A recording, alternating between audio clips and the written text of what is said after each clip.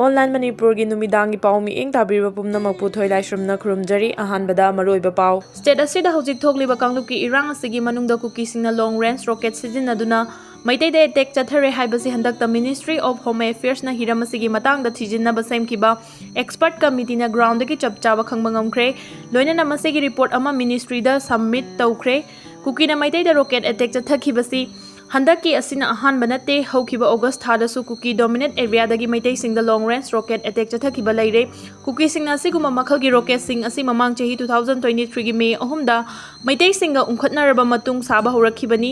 Valley West Insurgents group singna su masiga chamanaba long range rocket sing lainaba thorang tauri adubu hojik fawa Valley people singna asiguma khulai sing asi sizinaba leitri Kukisingna di rocket sing asi Myanmar gi PDF tagi lei hairi khadarakpa update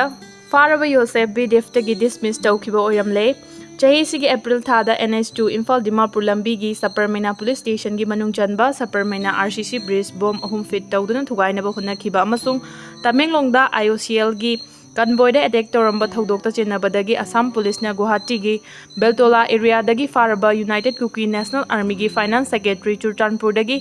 LS Yosef Chongloi hana BDF personnel oina thabak torom khibani adubu haukiba chahi 2022 gi June 9 da matam sangna thabak tagi absent oibaga loinana dismiss tawkhra misakni hairi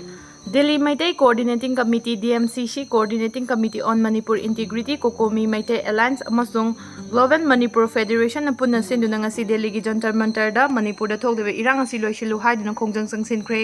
khongjang aduda Manipur da thokliba tha 15 helaba hingsa gi thodok-sing asi loisinaba Prime Minister Narendra Modi na hotnabiyu Manipur gi itihas ka sagonaraklaba ngamkhai kumja 2023 gi May thadagi May hauduna lagliba si kanbinaba Central gi pungning chingsinkhre Kuki militant singna nongthakdagi drone yauna rocket na chingba sizinaduna September amadagi Imphal West ki kautrukta attack chatharakpada chahi 38 khakta ngairibi Surbala kaubi mauna ama leikhidaba yauna Moirangda September 3 ta rocket kablakpada arangfam oiba ahal ama leikhidaba thodok-sing adugi makha tarakpada center na Manipur gi irang asi mieng changbiu haina changsinkiba khongjangni ngasigi khongjang aduda DMCC gi maikaidagi center amasung state government anina Manipur da thokliba hingsa asibu ningthijana mieng changbidaba amadi Kukisingna hingsabu makhogi rajniti gi demand tawbada khulai oina sizinnababu akanma mawongda yaningdaba phongdokhi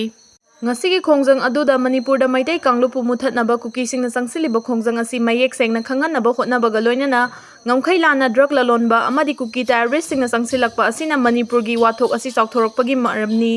Masida India government na Manipur da micham miyam gi punsi ngak sen bangamdre Kukisingna khongjang changsinbada India government na ayet apan amata pidana chatha halaga yaningdaba khongjang changsinbadana athingba kaya piri haina yaningdaba phongdokhi Prime Minister na thokliba wathok asida akanma mieng changduna Kuki gi bunker sing thugayu Kukising pen aba thoksil lepu Manipur da deploy tawriba Central Security sing na michang mikhai naiba mawongda thabak tawriba si inquiry committee ama semduna thijilhalu kanglup sing gi marakta amana amabu thajanabagi mari thamba ngamnaba masak thokna